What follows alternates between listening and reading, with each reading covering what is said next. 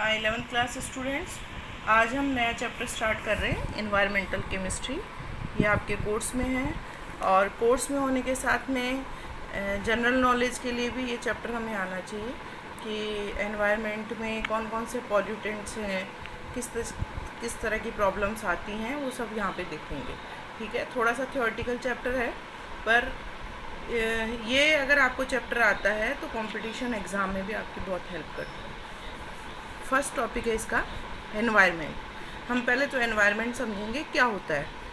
Environment का मतलब है कि एनवायरनमेंट 4 चीज़ों से बना हुआ है। ठीक है, एटमॉस्फेयर, हाइड्रोस्फीयर, लिथोस्फीयर, बायोस्फीयर।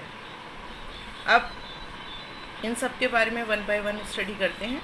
सबसे पहले वापस मैं बोल रही हूँ, environment is made up by 4 things: atmosphere, hydrosphere, lithosphere and biosphere. सबसे पहले एटमॉस्फेयर की बात करते हैं। तो एटमॉस्फेयर को फिर डिवाइड किया है, उनको भी हम अभी डिटेल स्टडी करेंगे। Atmosphere is divided in 4 categories: troposphere, stratosphere, mesosphere, thermosphere. आपने जियोग्राफी में शायद ये पढ़ा होगा, थोड़ा बहुत जियोग्राफी का पार्ट है यहाँ पे, वो आप देखना। अब हम इसकी सबसे पहले इस पार्ट की स्टडी करेंगे, एटमॉस्फेयर। एटमॉस्फेयर है क्या? देखो, atmosphere it is a cover of gases up to height of about 1600 kilometre from the surface of the earth. यानी अर्थ की सरफेस से 1600 किलोमीटर ऊपर तक जो गैसेस और जो भी पार्टिकल्स है, उन सब का जो भी एनवायरनमेंट है वो एटमॉस्फेयर ही है, पूरा का पूरा कवर कर। और गैसेस कौन सी है? Oxygen, nitrogen, CO2, water vapours, ये सब इसके अंदर प्रेजेंट है एटमॉस्फेयर के अंदर। अब एटमॉस्फेयर को फिर डिवाइड किया है, 1600 किलोमीटर का जो एरिया है उसको फिर डिवाइड किया गया है। उसमें फर्स्ट आता है ट्रोपोस्फियर। ट्रोपोस्फियर हमारे यहाँ माना गया है कि इसका एरिया, देखो एरिया थोड़ा बहुत कम ज़्यादा हो सकता है अलग अलग बुक्स में, जैसे जियोग्राफी में कुछ और है, यहाँ पे हमारे कुछ और है, तो इतना ज़्यादा कंफ्यूज होने की ज़रूरत नहीं है। ट्रोपोस्फियर का एरिया यहाँ है 0 से 11 किलोमीटर के बीच में, यानी हम अर्थ सरफेस से 11 किलोमीटर तक का जो एरिया है वो ट्रोपोस्फियर है। वहाँ टेम्परेचर 15 डिग्री सेंटीग्रेड से 56 डिग्री सेंटीग्रेड तक रहता है। ठीक है, मिनिमम हम मानते हैं 15 डिग्री, इससे कम भी होता है, ऐसी बात नहीं है, और 56 डिग्री सेंटीग्रेड तक हाईएस्ट मानते हैं। It is the domain of all living organism. यहाँ पे सारे लिविंग ऑर्गेनिज्म रहते हैं, उनका संसार बसा हुआ है यहाँ। ठीक है, सेकंड आता है एटमॉस्फेयर की सेकंड कैटेगरी आती है स्ट्रेटोस्फियर। एरिया अगर हम बोले 11 किलोमीटर से ऊपर तक 50 किलोमीटर, यानी अर्थ से 11 किलोमीटर तक तो ट्रोपोस्फियर। 11 किलोमीटर से आगे अगर हम ऊपर चलते हैं 50 किलोमीटर तक, तो वो एरिया मानते हैं स्ट्रेटोस्फियर। और यहाँ temperature -56 degree centigrade to 2 degree centigrade तक रहता है, ये मानते हैं। It contains ozone. यहाँ पे ओजोन लेयर है जो अल्ट्रावायलेट रेस से हमारा प्रोटेक्शन करती है। नेक्स्ट आता है, इसे ओजोनोस्फीयर भी बोलते हैं, स्ट्रेटोस्फीयर को ओजोनोस्फीयर भी बोला जाता है। थर्ड उससे आगे आता है, उससे ऊपर चलते हैं तो मीजोस्फीयर आता है। एरिया हम माने तो 50 से ऊपर चल के 50 किलोमीटर से 85 किलोमीटर का जो ऊपरी एरिया है वो मीजोस्फीयर है। टेम्परेचर -2 टू -92 डिग्री सेंटीग्रेड है यहाँ। और यहाँ जो गैसेज है वो आयंस की फॉर्म में रहती है, जैसे ऑक्सीजन, नाइट्रोजन नीचे भी मिलती है, लेकिन यहाँ oxygen O2+, NO2+ ionise form में रहती है। उससे आगे कहें, नेक्स्ट जो फोर्थ है हमारा स्फीयर वो थर्मोस्फीयर। एरिया 85 से लेके 500 किलोमीटर और उससे आगे तक का जो भी एरिया है वो थर्मोस्फीयर में है। Temperature -92 degree centigrade to 1200 degree centigrade. It is the ionosphere, ये आयनोस्फीयर भी है। तो अगर हम देखें दोबारा से, तो एनवायरनमेंट को हमने 4 पार्ट्स में डिवाइड कर दिया है। सबसे पहले आप देखें तो atmosphere, hydrosphere, lithosphere, biosphere. Atmosphere को फिर कैटेगराइज किया है ट्रोपोस्फीयर, स्ट्रेटोस्फीयर, मेसोस्फीयर और थर्मोस्फीयर, जो आपको मैंने यहाँ पे बताया है और इसके नोट्स भेज दिए गए हैं। अब आ जाओ, नेक्स्ट जो है एटमॉस्फेयर कंप्लीट होता है, सेकंड जो स्फीयर हमारा वो हम एनवायरनमेंट का जो सेकंड पार्ट है वो है आपका हाइड्रोस्फीयर।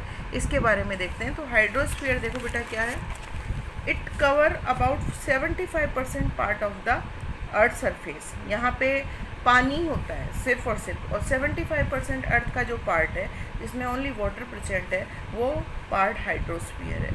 और उसके अंदर कौन कौन आएगा? ओशियंस, रिवर्स, लेक्स एट्सेट्रा आएंगे। ठीक है, नेक्स्ट अब हमारा देखें एटमॉस्फेयर हो गया, हाइड्रोस्फीयर हो गया, थर्ड है लिथोस्फीयर। लिथोस्फीयर में जितने भी रॉक्स वगैरह हैं, सॉइल है, रॉक है, माउंटेन है, ये सब आती है। तो it consist of solid components like soil, rocks, mountains etcetera. The upper part consist of rocks and organic matter.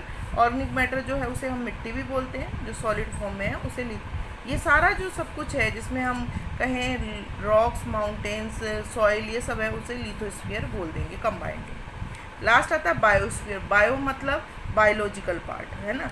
It consist of animals and plants. तो हमारे यहाँ एनवायरनमेंट में जितने भी एनिमल्स और प्लांट्स हैं वो बायोस्फीयर के अंदर आते हैं। ये सारा हुआ आपका एनवायरनमेंट की डिटेल स्टडी जो मैंने बताई है। अब बात आता है जो चैप्टर का नाम है एनवायरमेंटल केमिस्ट्री। एनवायरमेंटल केमिस्ट्री क्या है? तो मैं पहले इसको रीड कर रही हूँ फिर आपको समझाती हूँ। It is the branch of science, ये साइंस की ही ब्रांच है, which deals with the chemical phenomena occurring in the environment. जो हमारे एनवायरनमेंट में जो भी केमिकल फिनोमिना होता है वो एनवायरमेंटल केमिस्ट्री के अंदर आता है। ठीक है, अब एनवायरमेंटल पॉल्यूटेंट्स की बात करते हैं कि कौन कौन से एनवायरमेंटल पॉल्यूटेंट्स है। तो पॉल्यूटेंट्स होते क्या हैं वो देखें।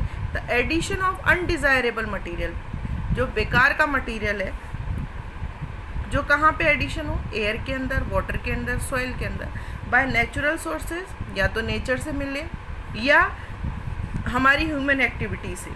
ठीक है, और इससे अगर ये हमारे एयर, वाटर इनमें मिलता जा रहा है तो एक टाइम के बाद अब इसकी कंसंट्रेशन बहुत हाई होती जा रही है, level of concentration that adversely affect. और अगर हायर कंसंट्रेशन होगी तो ये हमारे लिए हार्मफुल है, एडवर्सली अफेक्ट करता है हमारी लाइफ को डे टू डे, और इसे ही को बोलते हैं एनवायरमेंटल पॉल्यूशन। तो वापस से मैं रीड कर रही हूँ। The addition of undesirable impurities material to air, water and soil by natural sources or by human activities to such a level of concentration that adversely, थोड़ा मिलता है तब environment में तो कोई दिक्कत नहीं थी, लेकिन इतना ज़्यादा concentration हो जाए कि उसका adversely effect हो हमारी लाइफ पे डे टू डे, इसको बोलेंगे environmental pollution। environmental pollution के लिए जो जिम्मेदार है वो pollutants होते हैं, और उन pollutants की अगर हम definition बोलें, undesirable materials are called pollutant. जो हमारे लिए हार्मफुल है, बेकार के मटेरियल हैं, उन्हें पॉल्यूटेंट्स बोलते हैं। अब आगे हमने पॉल्यूटेंट्स को और कॉन्टामिनेंट्स को डिवाइड किया है कि पॉल्यूटेंट्स और कॉन्टामिनेंट्स क्या होते हैं। तो पॉल्यूटेंट्स तो देखो बेटा, नेचुरल सोर्सेज से भी मिल सकते हैं और ह्यूमन एक्टिविटीज़ से भी मिल सकते हैं, अनडिज़ायरेबल प्रोडक्ट्स होंगे। लेकिन कॉन्टामिनेंट्स जो होंगे वो ह्यूमन एक्टिविटी से मिलेंगे। ठीक है, पॉल्यूटेंट्स जो है वो हार्मफुल है लिविंग और नॉन लिविंग ऑर्गेनिज्म पे। एक लेवल के बाद ये हार्मफुल होंगे ही होंगे, लेकिन कॉन्टामिनेंट्स जो हैं वो हार्मफुल हो भी सकते हैं और नहीं भी हो सकते लिविंग ऑर्गेनिज्म के लिए। तो दोनों में फ़र्क समझ में आ गया होगा। पॉल्यूटेंट्स फिर मैं बोल रही हूँ, ये नेचुरली और या ह्यूमन एक्टिविटी से मिलते हैं ये सब्सटेंस, और ये सिर्फ ह्यूमन एक्टिविटी से मिलने वाले सब्सटेंस है। ये पॉल्यूटेंट्स की बात करें तो ये हार्मफुल होंगे लिविंग के लिए भी और नॉन लिविंग के लिए भी, लेकिन ये हार्मफुल हो भी सकते हैं और नहीं भी हो सकते कॉन्टामिनेंट्स। अब हम बात करें टाइप ऑफ पॉल्यूटेंट्स। पॉल्यूटेंट्स के टाइप तो देखो, प्राइमरी, सेकेंडरी, प्राइमरी, सेकेंडरी, फिर बायोडिग्रेडेबल और नॉन बायोडिग्रेडेबल, 4 कैटेगरी में हमने इसको डिवाइड किया। प्राइमरी पॉल्यूटेंट्स कौन से हैं?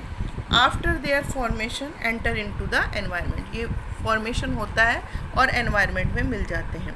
फॉर एग्जांपल अगर मैं बात करूँ, nitric oxide form from N2 और O2, इससे बनने वाला NO नाइट्रिक ऑक्साइड, ये हार्मफुल होता है प्लांट्स के लिए और ये सीधे बनता है और एनवायरनमेंट में एंटर करता है, ये प्राइमरी।